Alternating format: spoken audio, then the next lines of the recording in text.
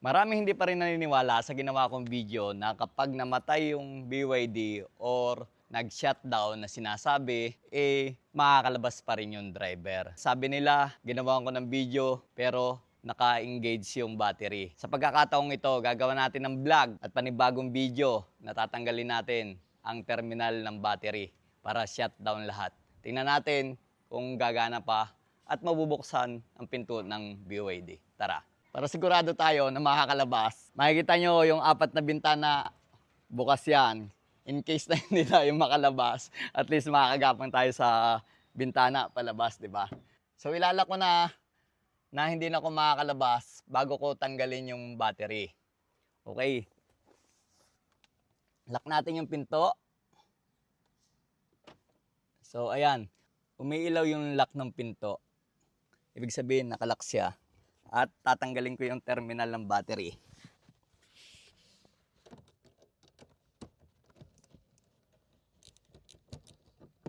Ayun.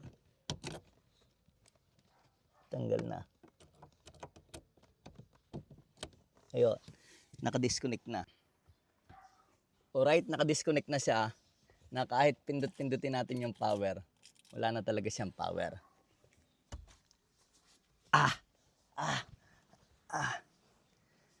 So ngayon, ang gagawin natin, same lang ng ginawa ko dati. Ito, nakalock. Subukan mo nakbuksan dyan pinto. Nakalock. O dito pa lang, dito sa kabilang side na yan. Sige, buksan mo pinto. Ayaw. Ang gagawin natin, shutdown ng battery, walang kakuryente-kuryente, walang source ng power.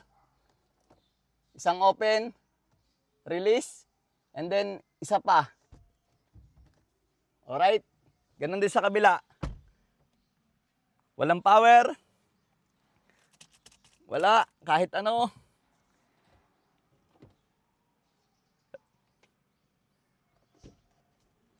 See? Ayaw nyo maniwala eh. Ano pa bang gusto nyo? Sa mga BYD owner, huwag kayong mag-alala. Kasi baka yung naka-encounter na gano'n dahil may bumbusina sa likod, nataranta lang at medyo nahihiya na. So ganun lang ang gagawin natin, huwag tayong mataranta. At least alam na natin at may idea na kayo.